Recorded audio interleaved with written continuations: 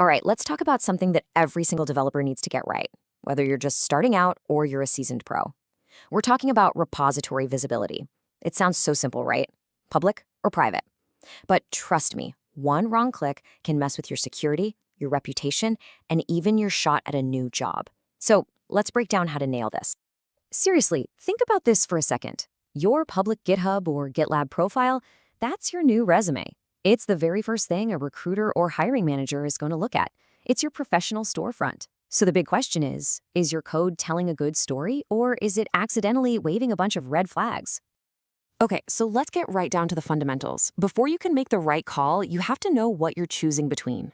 It's a simple distinction between public and private, but wow, the implications are huge. First up, the public repository. Think of this as your digital art gallery, your professional portfolio. It's where you put the stuff you want the world to see. These are the projects that scream, hey, look what I can do. They show off your skills, your thinking, and your passion. And then you've got the private repository.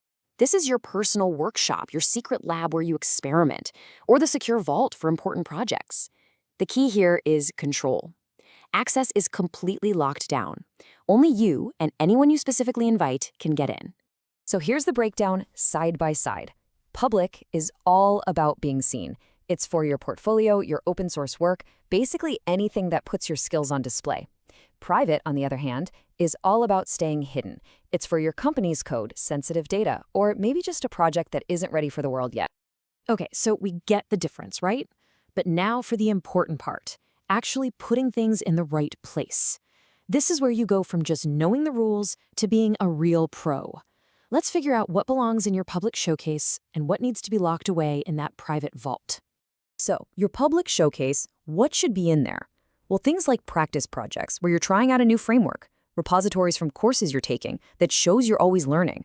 Polished demo apps are fantastic. Even great documentation shows you can communicate clearly. All of this stuff tells recruiters a story about how you work and solve problems. Now let's talk about the vault. And listen, this part is non-negotiable. Any code you wrote for your job, that belongs to the company, so it stays private. Any file with passwords, API keys, or any kind of secrets, absolutely private. And it goes without saying, confidential client data or your personal documents should never, ever be public. This isn't just about being tidy, it's about security and professional ethics. You know, I'm going to switch gears here for a second and get really serious. Because making a mistake with this, flipping the wrong repository to public, isn't something you can just take back. The consequences can be instant, and they can be permanent.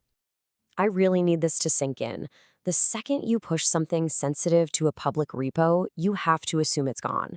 The internet is full of bots that are constantly scanning for exactly this kind of leak. Even if you catch your mistake 5 seconds later and delete it, it's probably too late.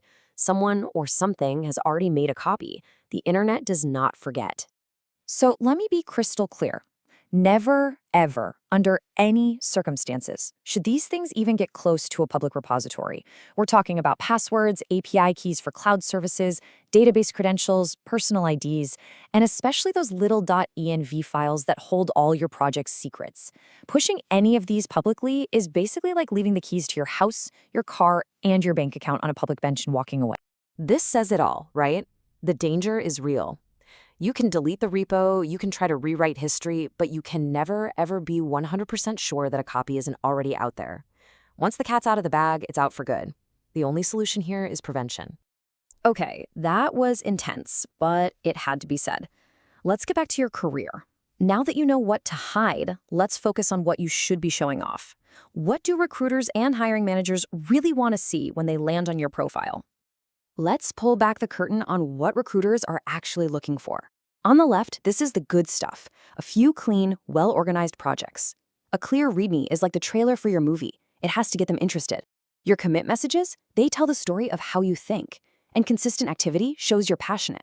Now look at the right. They honestly don't care how many repos you have. They don't care about a flashy UI, and they definitely aren't looking for perfect, bug-free code.